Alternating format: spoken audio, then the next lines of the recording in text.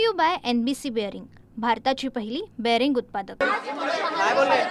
निवडणूक तोंडावर असताना ठाकरे गटाला तुम्ही सोडचिठ्ठी दिलेली आहे। ठाकरे कुटुंबियांसोबत तुमचे चांगले संबंध होते, म्हणजे काय तुमच्यावरती अशी वेळ आली की जुनं नातं तुम्ही तोडलं?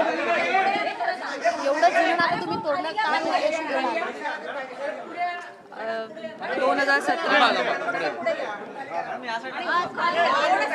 तेजस्वी, आज तुम्ही भाजपमध्ये प्रवेश करताय, शिवसेनेमध्ये तुम्ही नगरसेविका राहिला आहे। याही वेळेला तुम्हाला संधी दिली जाऊ शकली असती किंवा देण्याची पक्षाची तयारी होती कदाचित, असं असताना तुम्ही भाजपमध्ये प्रवेश का केला? 2017 मध्ये मी नगरसेविका शिवसेनेतून झाले होते। त्यानंतर समाजकारण करण्यासाठी ह्या अभिषेकनी मला या राजकारणात उतरवलं होतं आणि त्यांना हेल्प म्हणून मी समाजकारण करायला लागले। त्यानंतर 2 वर्षाआधी, 1-1.5 वर्षाआधी अभिषेकची निर्घृण हत्या झाली।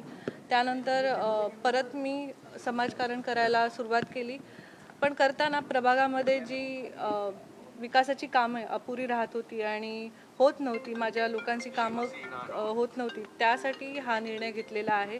खरं तर ठाकरे कुटुंबांना सोडण्याचा खूप कठीण निर्णय होता, कारण ते एक माझं परिवार होतं आणि खरं तर त्यांच्याबरोबर मी अखेरपर्यंत माझे ऋणी राहीन, कारण त्यांनी मला एक नवीन ओळख दिली, नवीन चेहरा दिला, त्यामुळे त्यांना मी नाही विसरू शकत। तुमची फेसबुक पोस्ट बरेच काही सांगून झाले। तुम्ही फेसबुक पोस्ट केलेला आहे की ऋणानुबंध राहतील, निष्ठा मी कायम राहीन, मात्र काही कठीण कारणामुळे तुम्ही निर्णय घ्या। आता देखील तुम्ही बोलात काही वेदनेतून जातात, काय नेमकं घडलं? जशी अभिषेकची निर्घृण हत्या झाली होती, त्यानंतर हायकोर्टमध्ये जी केस चालली, नंतर CBI मध्ये जी मंदगतीने केस चालू आहे त्याचा अजूनही फैसला झालेला नाही आहे।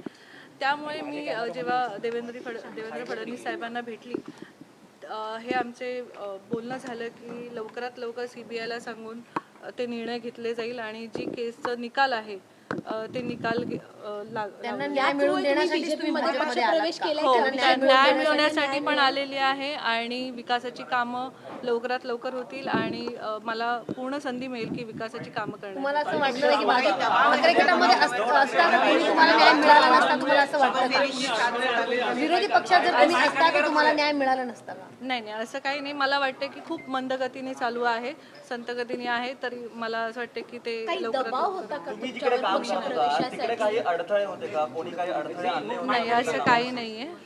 काही दबाव होता का तुमच्यावर? नाही, असं काही नाही। उद्धव ठाकरेंची काय आहे? उद्धव ठाकरेंची brought to you by NBC bearing, भारताची पहिली बेअरिंग उत्पादक।